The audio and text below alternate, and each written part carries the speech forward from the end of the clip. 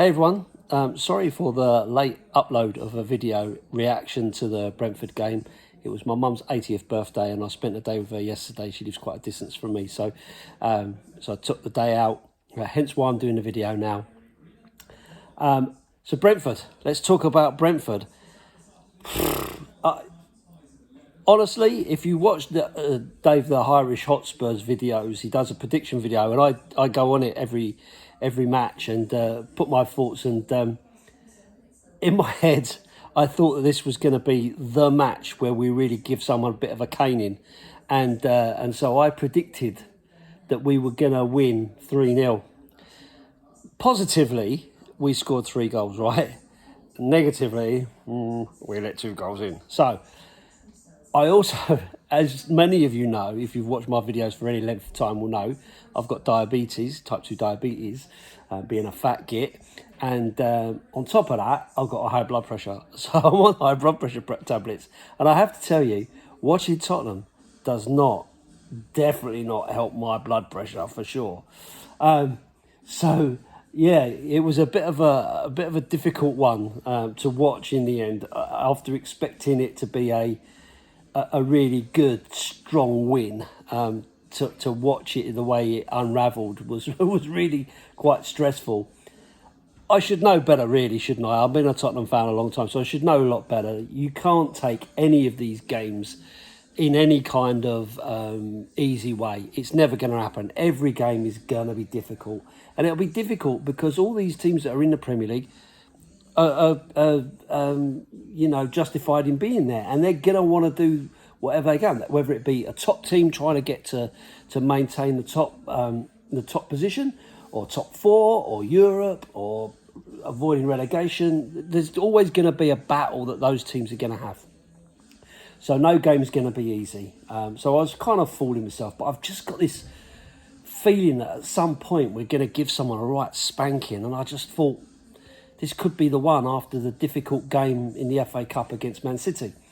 Anyway, that aside, let's talk about the game. So, I think overall we deserved the win. That's my view. As I was watching the game, several friends and that were messaging saying this is terrible. We're playing really badly. It's worst I've seen, and so on and so forth. And I understand that view, but I didn't necessarily subscribe to it. I didn't think we were terrible. I didn't think that we were really, really bad in the overall game. I thought we kind of started off fairly well, and it kind of went a bit against us, and so on. I think Brentford had a game plan, and their game plan was to catch us out, catch us offside, hit us on the break, do lots of dark arts and really get under our skin, frustrate and so on. I think they did that, and I think they did that fairly well. And so when Destiny Udogie made his first mistake, he kind of turned and played the ball sort of half blind, short, and then the Brentford player jumped on it, played the ball, and all the rest of it. And the rest, as they say, is a bit of history. Thought Vicario made a great save. Obviously, couldn't get to the follow-up. And you're 1-0 down, and you think to yourself, oh, how unlucky is that? But that's the way we play. We play such a high line. If you make a mistake like that, you can get hit. You've got all that space to kind of run into. And I think, we tend to forget that this kid is so young, and he's been a revelation. And I'm sorry, those people that were calling him out and slagging him off, I really don't get it. The kid's been brilliant for us, and he's gonna make mistakes. He's gonna make mistakes. It's just what happens with these youngsters trying to do and play the way that we play, on a high line, fast and one touch and so on. He made a mistake. Okay, so you're 1-0 down. Mopai goes up and does the old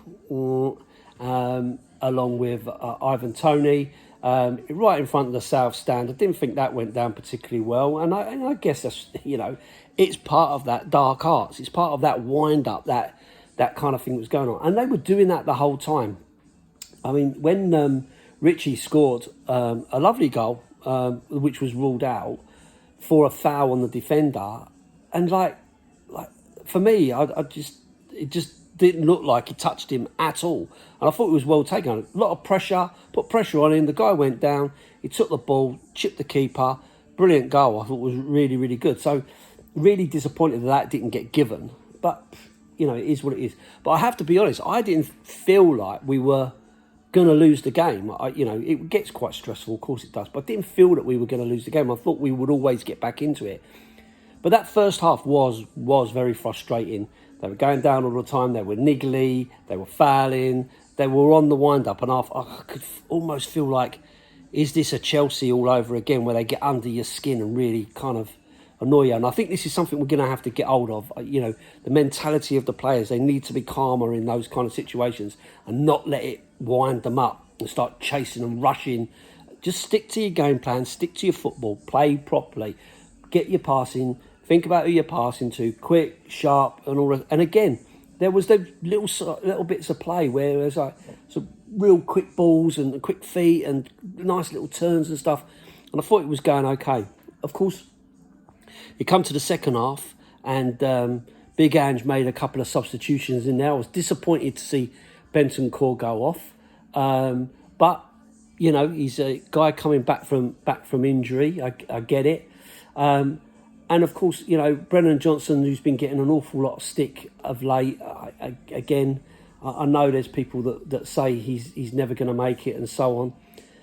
But again, another young player going to need time. This is our first season with Ange, first season playing this sort of football with players that are coming in new, young, and so on. I just feel like you've got to keep the faith. You've got to stick with it and see where we're going. You know, just enjoy the ride. You're going to have shit results. It's going to happen. But I think we've seen such a change and such progression in such a short space of time that we're expecting the world. I was kind of reminded, I have to be honest, I'm going to digress slightly. I was slightly reminded of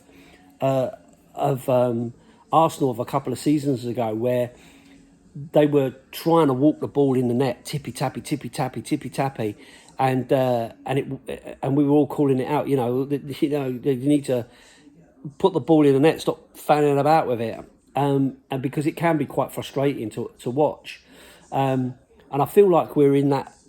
Sometimes in that situation where the defenders are so congested that you just can't get a clear opportunity, so they're playing around it, but they're playing it into areas where you're not really hurting anybody, and the defenders are going to love that. If you're playing it in front of them or around them, as long as they're in there in their low block and there's plenty of bodies around, you're not going to get through. You can't run through to take the opportunity. But anyway, going into the second half, after the substitutions, we had probably 10 minutes of fantastic, free-flying, fast football, decisive football that just blew Brentford out of the water. And I was hugely impressed. Timo Werner got these balls played out to him. You know, it's the first time we really utilised him, and he was gone and he was across. And for that, 2 assists just like that, and you got to give credit to him. You know, just to be able to get us back into the game like that. Brennan Johnson, so happy for him to get a goal, sliding in at the back post and putting that one away. And again, you know, pulling faces, doing the darts, just to kind of go, yeah, all right, you can run around going like a bunch of idiots, but actually, this is for us. We can do this. Udogie kissing his badge where he was so happy to make up for his previous mistake. And then Richarlison again, you know, what's that, 7 in 7? I mean, he is really on fire. He's got a good streak. He's not always in the game, but he works really, really hard. He's never going to be Harry Kane. You cannot replace Harry Kane. I can't keep saying that enough. You have to work with what you've got. And, you know, hopefully he can maintain this goal scoring and the work rate that he's putting in, because he's obviously enjoying it and it's giving results. Of course, at that point, we're running the game. There's no concerns, no worries, and all the rest of it. And it was really beginning to get to a point where it's how many were we going to score? You know, how many could we score in that? And then, of course, poor old Destiny makes his second big error of the game and plays the ball back to the keeper blind, not really realising that Ivan Toney is milling about. What the hell he was doing there, I don't know why he was there, because he would have been offside for any kind of play from their side. It just seemed odd that he was there, unless he was coming back from a previous attack. But it did, in my mind, as I'm looking back at the game, I didn't think that was the case. He just seemed to be in no man's land for some reason. And of course, you know, you can't play a ball back like that blind and not expect to get punished. And that's it. And then, of course, you're then into the last 10 minutes of a very nervy game. And anything could have happened. Anything could have happened. And, you know, the little, again, Brentford player going down as if he'd been smashed in the guts with an elbow by Richie. You know, really embarrassed himself, made himself look a complete twat there. And stuff like that kind of going on. It really descended into a bit of a rushed kind of defending at all costs kind of end to the game, which really didn't help my blood pressure and was really worrying. But it's enough. It got us over the line. We got the 3 points, and you kind of move on from that. It gives us what we now joint. Although we're fourth, I think, you know, same points as Villa, who we're now hoping are going to maybe start to hit their a difficult patch for them and maybe fall away and give us that opportunity to maintain and solidify that position, which would be amazing if we could do that, especially in a first season. Like I say, my expectations were, let's get to Europe, you know, and let's give the FA Cup a good go. Unfortunately, come up against the best team in Europe, that's always going to be difficult. You know, that's always going to be difficult. So, you know, and again, we only went out by the odd goal. So, you know, for me, it's all progression. We're moving in the right direction. So up next, Everton. I've got huge respect for Everton, if I'm honest. Always have had. I don't think this is going to be the one where we smash someone somehow. You know, although we've done it before, I know that. But I just feel like Everton are fighting for their lives. They're under so much pressure with the points deductions and all that kind of stuff. I do kind of feel for them a little bit. But I do think we'll have enough. I do think we have enough. Maddison's back. Bentancur's back. The defence, it looks, you know, pretty solid. You know, we've got our, you know, first choice defence in there. So that's all good news. We've got, like I say, Maddison's back. Bentancur's back. Potentially Sarr will be back, depending on what's going on there. So that kind of gives you three in that midfield there of players that you would consider first team players, right? That would get into the squad, into the first team most of the time. Kulu maybe back out on the right, and Timo Werner on the left, and Richarlison going back to his previous club. He did score against them, not in the last game, so maybe he can keep that going and kind of get us there. For Dave, the Irish Hotspurs video, I have predicted a 1-0 win. I mean, I'd love to see it, you know, a lot easier and a lot better than that, but it does feel, I don't know, it does feel to me like this is going to be a bit more of a difficult one. So we'll see where it goes. But onwards and upwards, and we see where we come out. From what I understand as well, just seeing in the news, I'm sorry I'm rambling a little bit, but seeing in the news lots of talk about this new wonder kid that we're apparently going to sign now. He's turned 18 and so on. I can't talk about it, don't know enough about the kid to be able to say whether he's any good or not, and so on. Going to stay with his club until next season, so we won't see anything of him anyway. And I see that Villiers has been farmed out to Valencia, I think it was, which again is a bit of a shame. I understand we need to buy players for the future and develop them for the future and that. But I really want players for now. I really want to see them integrated into the squad and doing well now. But I guess these players are all developing at different levels. You know, when you look at how young this team is, I guess it makes sense that you're not going to have all of them bed in straight away and they may need a little bit of time. But we'll see. We'll see where it goes. As long as we're progressing, that's the main thing. One of the only teams to have bought any players in the January window, which shows we're in a good position with FFP and so on.